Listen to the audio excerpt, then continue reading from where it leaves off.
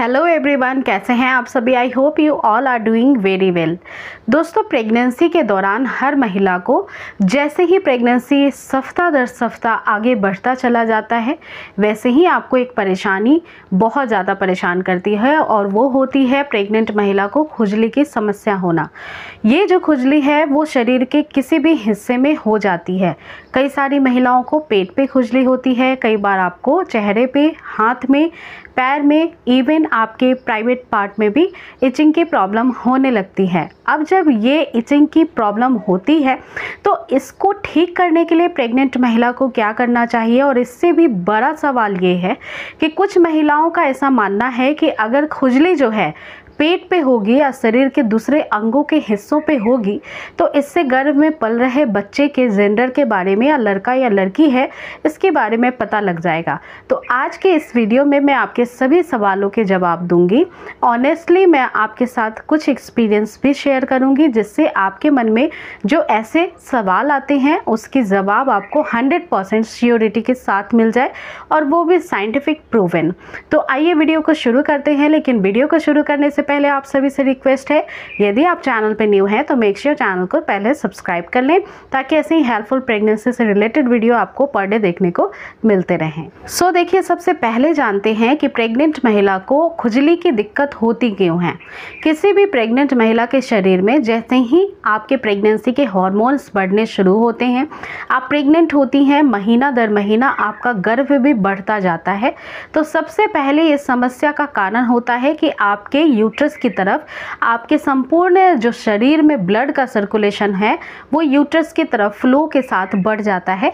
और इसका scientific reason ये है कि एक भ्रूण का विकास आपकी यूट्रस के अंदर होता है, और नए भ्रूण के विकास में बहुत सारे अमाउंट ऑफ ब्लड की इम्पोर्टेंसी होती है, जिसकी वजह से ब्लड का सर्कुलेशन आपके गर्भाशय की तरफ ज़्यादा होता है, और इसकी वजह से आपको इचिंग होने की समस्या पैदा होती है। दूसरा और सबसे बड़ा रीज़न ये होता है कि जैसे जैसे आपका पेट बढ़ता है, यानी कि इंटरनल लेवल पे आपका गर्भाशय भी बढ़ रहा है और उसकी त्वचा खींचती चली जा रही है। जैसे एक बैलून के अंदर हवा भरी जाती है और उसकी स्किन खींचती चली जाती है, और बाद में वो ट्रांसपेरेंट से आपको दिखाई देती है। कुछ ऐसा ही यूट्रस के साथ और हमारी स्किन के साथ भी होता है। जब आपका गर्भ, आपका पेट बढ़ने लगता है तो वो खींचता जाता है, और लगातार होने वाले खिंचाव की वजह से आपकी जो स्किन होती है वो पतली होती चली जाती है, और जिसकी वजह से इसमें खुजली ज़्यादा होती है।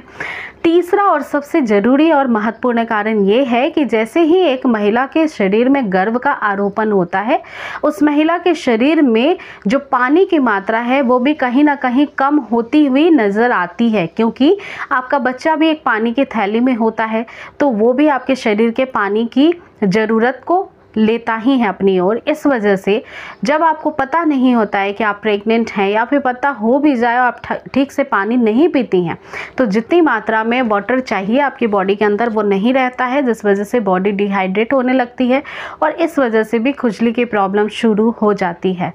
चौथा कारण ये होता है कि कई सारी महिलाओं की इम्यून सिस्टम बहुत वीक होती है, तो अगर वो गर्म जगह पे जाएंगी, डायरेक्ट सन के कांटेक्ट में जाती हैं, या फिर जो कपड़े हैं आपके वो ऐसे आपने मटेरियल के पहन रखे हैं जो चुभती हैं, यानी कि सॉफ्ट मटेरियल नहीं है, तो ये भी एक रीज़न हो सकता है कि इससे आपको एलर्जी हो और फिर आपको इचिंग की प्रॉब्लम शुरू हो जाए।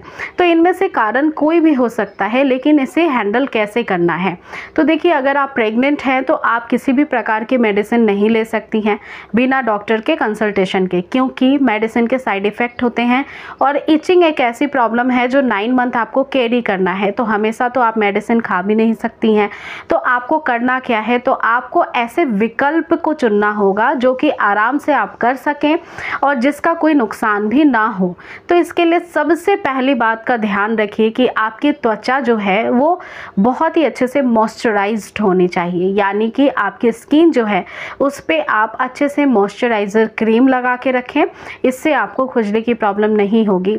खुजली की प्रॉब्लम किसी भी महीने में हो सकती है, क्योंकि आपका गर्भ तो बढ़ता ही चला जाएगा, और अगर पेट में इचिंग की प्रॉब्लम होती है तो आपको नेल से कभी भी स्क्रैच पैचेस नहीं लगाने हैं, क्योंकि इसका जो दाग होता है वो आपकी प्रेगनेंसी पूरी होने के बाद भी रह जाता है, जो कि देखने में फिर अच्छा नहीं लगता है। इसलिए नाखूनों को आपके त्वचा पे नहीं लगाना है। आपको आराम से ठंडे पानी की सिकाई करनी है जहाँ भी आपको इचिंग ज़्यादा होती है। आजकल मार्केट में काफ़ी इजीली कोल्ड बैग्स भी अवेलेबल हैं जिसमें ठंडा पानी भर के आप आराम से सिकाई कर सकती हैं, आइसिंग कर सकती हैं। तो आप अगर ठंडी चीज़ों को स्किन पे टच करते हैं तो इचिंग की प्रॉब्लम आपकी कम होती है। आपको कभी भी खुजली नहीं करना है जहाँ भी इचिंग हो रही है। हाँ, थोड़ा सहला सकती हैं, कॉटन कपड़े से थोड़ा रब कर सकते हैं, लेकिन ज़्यादा नहीं करना है हार्डली। इससे फिर रैशेस लग जाएंगे, फिर वो बहुत पेनफुल होता है। इसके अलावा थर्ड और सबसे इम्पॉर्टेंट आपके लिए होम रेमेडी ये रहेगा कि हर घर में एलोवेरा के पौधे लगे होते हैं, प्लांट लगा होता है। तो अगर एलोवेरा का प्लांट है तो नेचुरली आप उसका जेल जो है वो प्लांट से निकाल लीजिए और उसके बाद ये जेल एक मास्क के जैसे अप्लाई करिए जहाँ पे आपको इचिंग हो रही है, और फिर वो सूख जाए तो ठंडे पानी से उसको हटा लीजिए। या फिर ये जेल जो है मार्केट में भी अवेलेबल होता है, आप परचेज भी कर सकती हैं।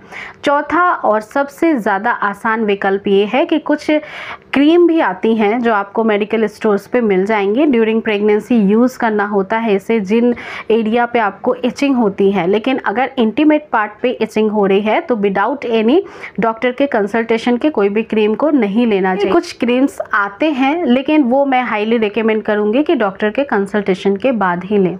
पाँचवा और सबसे इम्पॉर्टेंट बात जो ध्यान रखना है कि पानी अच्छे से पीना है, बहुत ही अच्छे से पानी पीना है, बॉडी हाइड्रेट रखना है, जिसके लिए 3 से 4 लीटर पानी एक प्रेग्नेंट महिला को पर डे लेना ही चाहिए। इसकी हैबिट आपको डेवलप करनी चाहिए। यह आपकी डिलीवरी में भी बहुत फ़ायदेमंद होता है, डिलीवरी के वक्त भी आपके शरीर को हाइड्रेट रखता है। तो अगर आप पानी अच्छे से पिएंगी तो बच्चे का विकास भी अच्छा होगा और आपके सेहत के लिए भी बहुत अच्छा होगा। तो पानी अच्छे से पीना है। छठी बात का विशेष रूप से ध्यान रखिए कि कभी भी आपको सन के डायरेक्ट कांटेक्ट में नहीं जाना है। अगर आप सूर्य के किरणों के डायरेक्ट कांटेक्ट में, जैसे छत पे गए, आप कपड़े सुखा रही हैं, आपने साड़ी वेयर किया हुआ है, डायरेक्ट आपके स्किन पे जो सन रे है वो लगता है, तो इससे भी आपकी त्वचा ज़्यादा रूखी होती है और फिर आपको इचिंग की प्रॉब्लम होती है। इसलिए बहुत गर्म जगह से आपको बचे रहना है। आपको धूप की सिकाई भी लेनी है तो अर्ली मॉर्निंग का जो 7-8 AM का धूप होता है वो सबसे बेस्ट होता है, गुनगुना होता है, उससे विटामिन डी के सोर्सेस मिलते हैं। वो वाले धूप आप सन बाथ ले सकती हैं। इसके अलावा ध्यान रखना है कि आप जो मटेरियल पहनती हैं, कपड़ों का क्लॉथिंग मटेरियल, वो आपका फैब्रिक कैसा है, वो ऑलवेज़ आपको कॉटन ही लेना है, क्योंकि कॉटन जो फैब्रिक होती है वो आपके पसीनों को सोखती है, आपके त्वचा के साथ स्किन फ्रेंडली रहती है, वो आपके स्किन को ठंडा रखता है।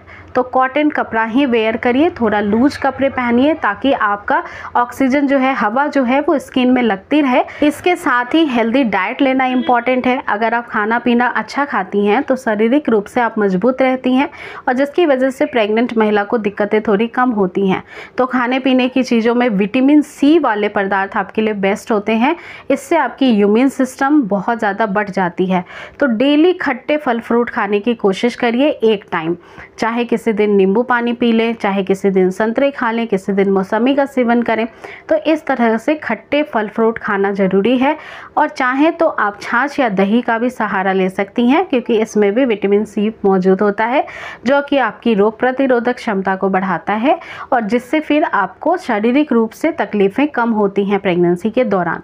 लेकिन इन सभी विकल्पों के बाद भी अगर आपकी परेशानी बढ़ती जा रही है और एबनॉर्मल आपको फील हो रहा है कि ये इचिंग नॉर्मल नहीं है, बहुत हाईली आपको इरिटेट कर रहा है, तो विदाउट वेटिंग आपको तुरंत डॉक्टर से कंसल्ट करना है।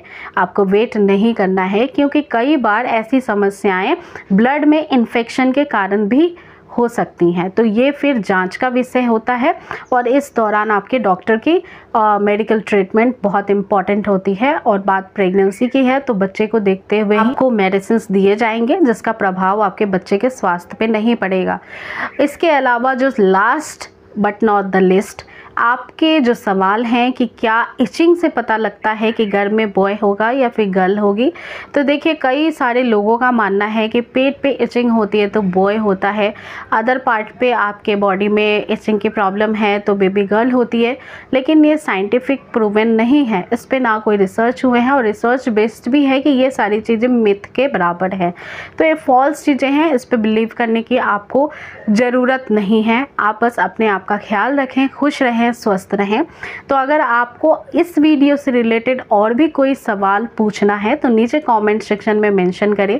वीडियो अच्छी लगी है तो लाइक शेयर सब्सक्राइब करना चैनल को बिल्कुल भी ना भूलें। खुश रहें, अगली मुलाकात नए वीडियो के साथ होगी। Thank you so much.